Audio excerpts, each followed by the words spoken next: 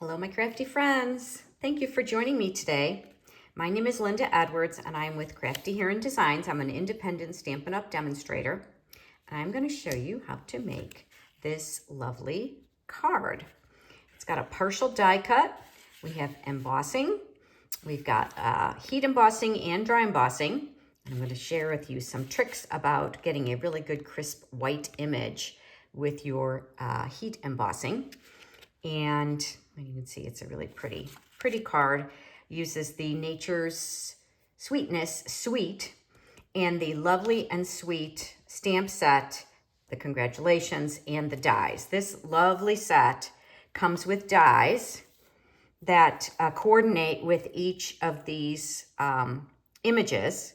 And the dies actually also cut out the images from the coordinating designer series paper. This is really one of my most fun sets. I've really enjoyed creating with this one. The suite actually also includes another stamp and die set, and it is the Notes of Nature. So I've had a lot of fun. I'm not actually using this one for this particular card, but I've done quite a few cards with this stamp set. It also comes with dies. So let's go ahead and get started, and I will teach you how to make this card. You see it's got the partial die cuts there. I don't know, can you see that? So that you see that image. And we're also using the time-worn type embossing folder. So I'm gonna set this aside. And we did this card in my class. And when you are part of my classes, I put all of the pieces in an envelope. And so you've got everything that you need with the envelope. So the card base is your standard card base. It is 8.5 by 5.5, and it is scored at 4 1/4. So I'm going to go ahead and start. This is Pebbled Path. Look at that, my score line's a little bit off. This is Pebbled Path paper, and we're going to use the Pebbled Path ink as well. And I really love this. This is a really pretty kind of a gray, a brown gray. I don't know. It's a lovely color. So set that one aside. Then I've also got a couple of layers. So for the front, I've got this piece of Petal Pink. I think that those colors coordinate really well together. And this layer of cardstock is 5.5 by 2 1/8. And then another piece of Pebbled Path, which is also 5.5 by 2 inches. You can see I'm going to layer them like that. That's going to be the piece that's going to be popped up and partially die cut. And then I have a piece of one of the designer series paper that goes with this suite. I just thought it was really coordinated really well. And this piece is 5.5 by 3/4 inch. And then for the outside, just a little scrap piece of Petal Pink. It's about 1/2 inch by 3 inches. And then for the inside layer, I've got a piece of Petal Pink. It's also 5.5 inches long, and it is, let's see, 4 inches. Let me think about this. This is, 4 inches wide, but it's 5.5 long. And then this piece of Whisper White, and something a little bit different. It's also 5.5 inches long, kind of echoing the outside of the card, but it is only 3 3/4 inches wide. And then we've got another piece of this designer series paper, like on the front. And this one is just 1/2 inch wide, so it's a little narrower. We're gonna just go ahead. Let's go ahead and do that real fast right now. That's for the inside of the card. So I'm gonna just go ahead and layer those. I did not put a sentiment on this card. On the inside, I thought you could certainly add anything that you wanted. It really could easily be a wedding card, a beautiful wedding card. It could be congratulations for something else. So I decided I just wanted to leave it blank. This paper does have some writing on it. So if you happen to have a piece that has, my hand is in the shadows, sorry about that. If you have a piece that has writing, you want to make sure that it's up and down. So I'm going to set that aside. That's going to go on the inside when we're done. So now the outside, I don't want to put it in yet because we're actually doing some embossing on this layer, and you know, if I make a mistake, I kind of have some wiggle room. So Now what I will do is I will put these two layers together. So the darker layer on top of the lighter, and obviously you could do this with any stamp set, any paper. I just thought this paper lends it, or this stamp set with the die lends itself really well to this bold image. All right, so I'm gonna do that. All right, and then this is my card base.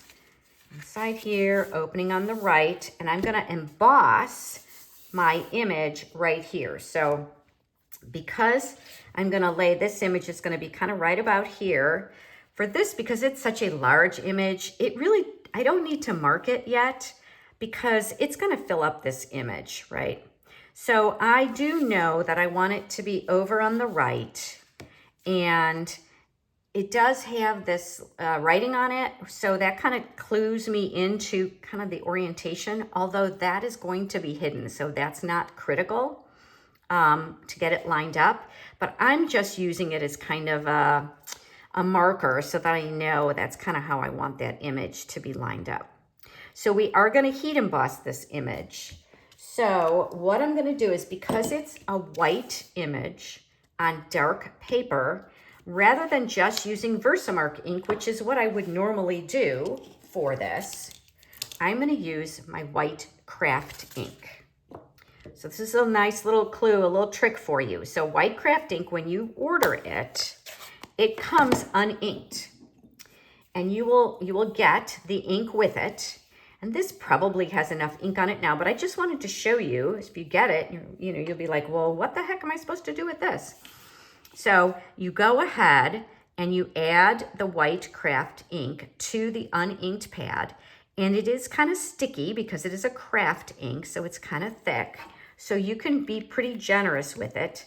I tend to keep it in a jar upside down so that it stays, the tip, the ink stays down at the bottom of the ink of the ink bottle. And then I'm just using, this is just a plastic spoon, and I'm just kind of rubbing the ink into the ink pad so that I spread it around.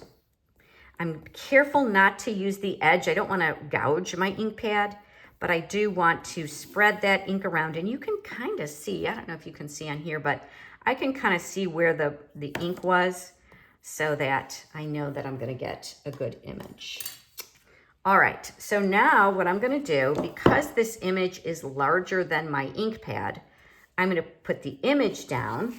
Nope, wait, almost forgot. Oh gosh, I always forget this, but this time I didn't. So this is dark paper, obviously, and there are going to be a lot of strays. There's, I've been handling it. Might have some oils from my fingers. So I want to use, this is called an embossing buddy. An embossing buddy. It's actually got like cornstarch in it.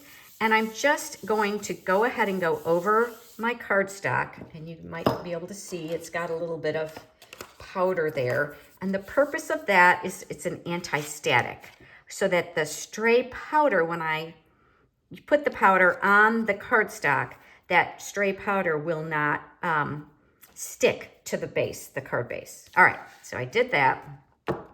And now I'm bringing in the image. As I said, I'm going to go ahead and ink up my image. And one of the wonderful things about this ink is you can really see how good of an image you're getting, of inking you're getting. So I can see that that's got a really good inked image on it. And I'm going to go ahead and line that up, and I'm going to put it over to the right a little bit, and kind of low, because I know I want my sentiment up at the top. All right. So I'm going to just let it absorb into the paper a little bit, and then lift it up. Now the white ink will actually, it's a little bit sticky, so I've got a minute or two, much like Versamark, to go ahead and put my embossing powder on it. So now this is the white embossing powder, and I'm going to go ahead and be pretty generous and go ahead and put that white embossing powder on there. Set that aside.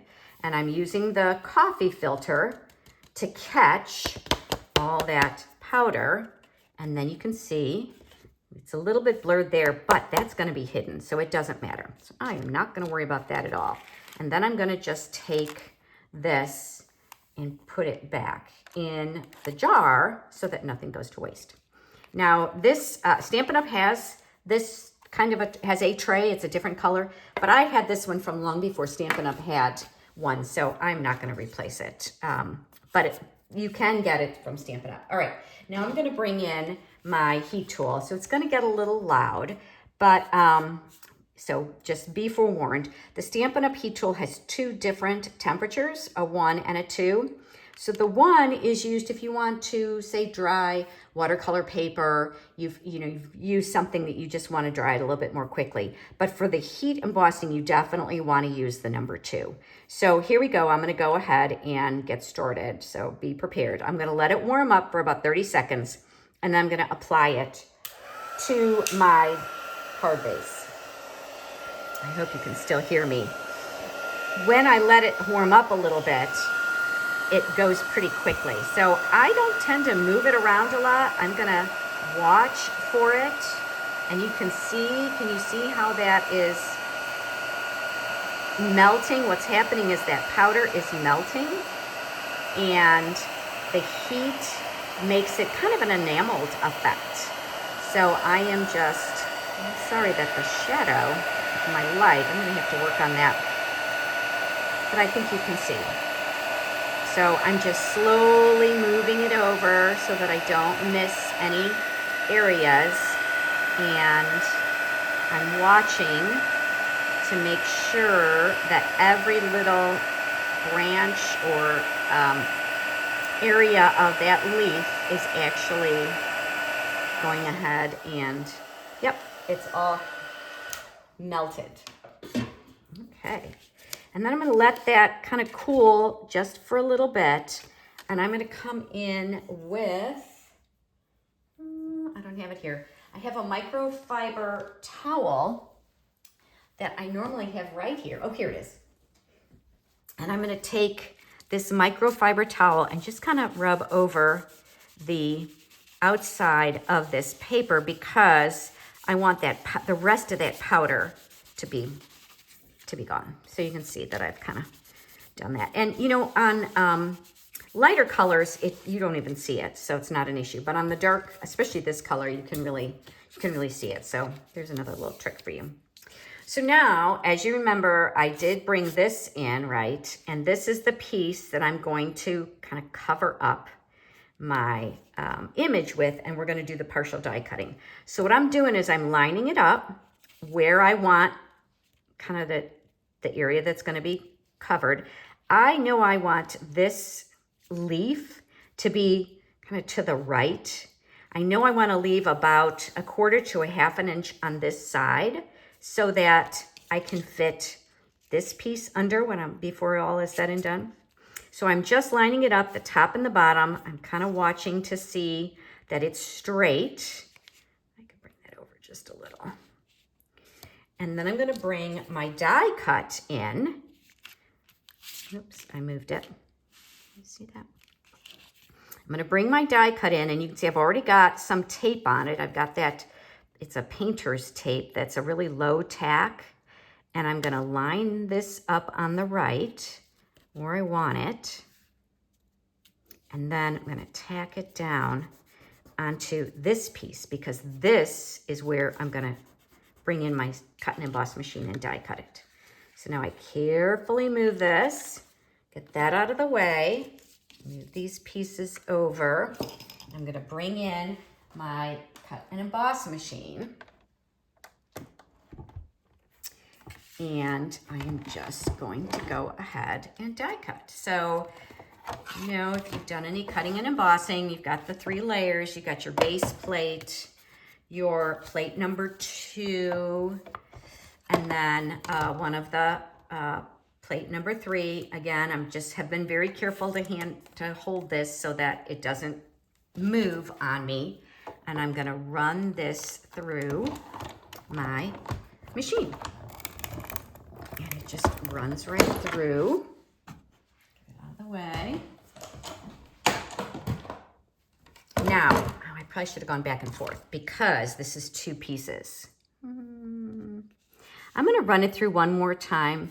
Because it is 2 pieces, I want to make sure that I get a really good crisp image. So pardon me for forgetting about that.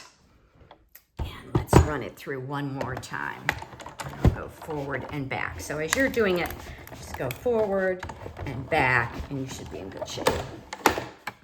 All right, but it does help to double check that. Oh yeah, much better, and you can see that it's all kind of coming through. All right, so now I'm gonna very carefully remove this image.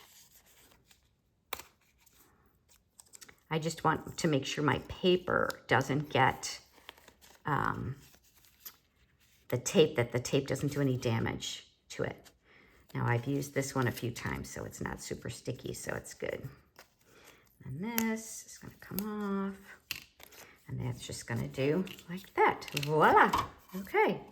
Now, let me just show you. See, that's gonna go layer right like that. Just the way I want it. But I thought it was kind of plain, so I'm gonna go ahead and emboss it. Got another trick up my sleeve. I'm bringing in the Time Worn Type 3D embossing folder. So I'm gonna line this up.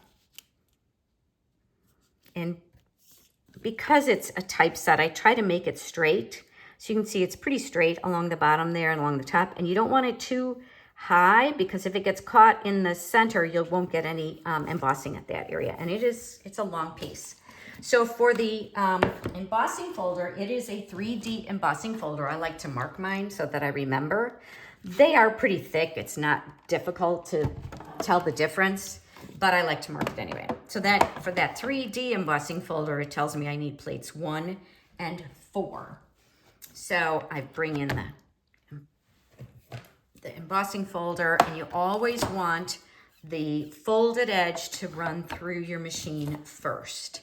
And just put that number 4 plate on there. And this one you definitely only need to go through once. Especially the 3D, because they can be kind of thick. And with the cardstock, it'll be fine. But if you're embossing a piece of Designer Series paper, sometimes it can actually break through. There we go. So now I've got some image. I don't know, can you see a little bit? I don't know if you can see that raised image. But we're gonna do something to help it show up even more. So I'm gonna bring my white ink back in, and I'm using my silicone mat, and I'm bringing in a sponge dauber. This is just a white sponge dauber, and you can either do it on, actually it's probably best so I don't get any ink in my ink pad. I'm gonna go ahead and set that aside, and I put some ink on one of my blocks, and I'm gonna just kind of get some ink on the sponge dauber, and then very lightly, I just want to go over this raised image on the embossing. And you see how that's coming through now? I'm trying to be very, very light-handed, because I can always add more, right? But once I go too hard, you can't really take it away. So just kind of going over. If I need more ink, I can grab some more, and just very lightly. Some of these images are a little bit higher than others, so that the higher ones are pretty easy to do very lightly. It's a little trickier on the ones that are not embossed as high. So, and it just gives it a little more interest. A little bit right there, so that you can actually see the embossing there. All right, set that aside. And now I think I'm ready. I'm gonna close that so I don't end up with it in my fingers. All right, and now I'm ready to stamp my sentiment. I'm using the Congratulations, which is from the same stamp set. This is a Pebbled Path ink, and the Petal Pink paper. And I'm gonna kind of push it kind of over to the left, just kind of center that, because I'm gonna flag the end of it. Now, in order to flag the end, you know, you don't always have a fancy little punch, but this is the easiest way. You take your snips and you go, I'm going kind of where is kind of as close as I want it to be, and then I'm going to go ahead and I'm actually going to cut that off a little bit. And now what I'm doing is from the corner, from each corner to the center of where I snipped it. So I'll go in one more time, get a little closer. There we go. Nice flagged end. All right, so now we're ready to put our card together. So let's go ahead and put the inside in. We've already assembled it. I do like my liquid glue, but if you're on team snail, that's fine too. You do whatever works best for you. I find here in the South that the tape runner doesn't stick as well to my images. Look at that's a little long. It's fine on the top. So I'm going to bring in my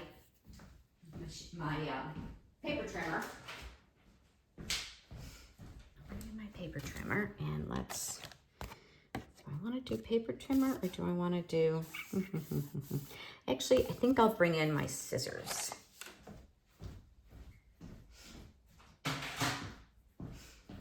Okay, look what I did on the back of my card. Fortunately, it's on the back. I'm not going to worry about it. It's a handmade card, but I got it in my ink, my white craft ink, because I had my white craft ink out to right on my table. All right. So what I'm going to do is I keep these long scissors. They're titanium. They're non-stick. I keep them for exactly stuff like this. I'm afraid because it's double, it's the petal pink and the white, I'm afraid if I use my trimmer that it's just not going to go through. So I'm going to go ahead and do it with my scissors. And there we go. I think I got like these scissors at Costco for like 6 in a package, you know. So I have them all over my house. Do you do that? I just keep them all over the house because inevitably I'm looking for them. I'm somewhere else. I don't know where they are. Somebody else takes them. So I've learned. I just put them all over.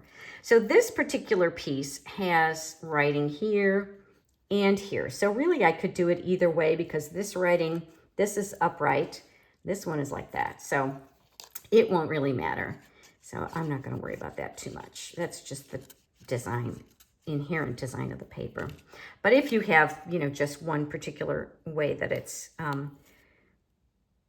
one set of writing on this paper, then you would want to make sure it's upright. So I went all the way to the end of the cardstock. All right. And now what I'm going to do is I'm going to put this on dimensionals. So it should be dry now. You know, I've set it aside because of everything that we did there. And I'm going to go ahead and put this on dimensionals. So I like to use every bit of my dimensionals. So I'm going to use these long pieces. And let's see. See, I could use that whole thing there to go ahead and go all the way to the edge of this. So let's go ahead and do that like that. And you do want to make sure that your card doesn't sag at all. So let's see, I'll do there. So I'm going to put dimensionals in the middle as well as along the sides.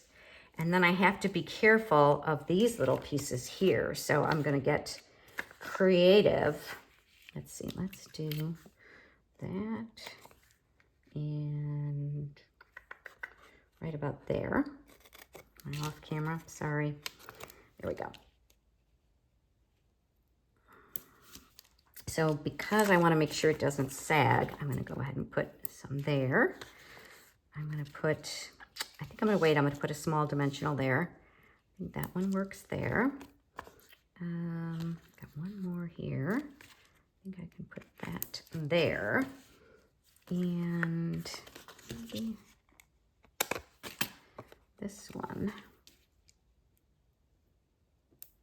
kind of there. And then I'm going to bring in my small dimensionals, my mini dimensionals, and get those along there. So as you can see, I'm being kind of generous with these dimensionals. I think it's important in a card like this because of the layers. Let's see, one more there. All right, now that is going to be tricky. Let me see. I'm going to come back, and I think, actually, I think I'll be okay with that. I might just trim off the end. The other thing you could do with this is, you know, we have the long strips of dimensionals, so you could use one of those long strips there too. But I'm going to do that one right there. Okay, there we go. I think that's going to be good. So now I get to take off all of the little bits and pieces from here. Put them in my little trash can so they don't end up everywhere. Although, I mean, I saw one in my trunk of my car just this afternoon. Do these like travel with you too? Do you like find them all over the house? I don't know if they just get attached to my clothing or what. I don't even have pets. I mean, unless I'm pet sitting for one of my kids. So I can't blame it on my pets, you know, taking them, getting caught in their fur and traveling through the house. I have no one to blame but myself, but that's okay. Nobody seems to mind. All right, here we go. So now I bring this in and I'm going to kind of line it up. I know I want the bottom to be lined up. I think actually I'm going to do it this way. I think I'm kind of hovering over the top, laying it down. So this is a really good area to watch, and this little curve here is another good area to kind of zone in on to see that it's straight. And there you go. So now, because I've got this part on dimensional up high, I'll just use liquid glue on this side, but I am going to put a some dimensionals on. Let's do this one, this side. Okay, how far do I need to go? I think I'm going to have it, I kind of want it to be over a little bit. So kind of over from there. So let's think if I do that, would be good. And then a little bit of liquid adhesive on this side. And then all we have to do is a little bit of bling. And we're all set. I hope you liked this card that I designed, and this, I hope you learned a new technique and you have some fun with it. Here we go. I love sharing these ideas with you. If you are in the Greensboro, Georgia area, would love to have you come to one of my classes. I actually also do the classes. The classes are also available as to go. You can visit my Facebook page, my website, craftyherondesigns.com, and sign up for one of my classes or a class to go. And I do a sweet and simple class once a month, and then I do a regular card class once a month. And here, I'll show you. On the outside of the envelope, I went ahead and used that same paper and put it on the outside of the envelope. So coordinates with that. So there you go. If you like my card, give me a thumbs up.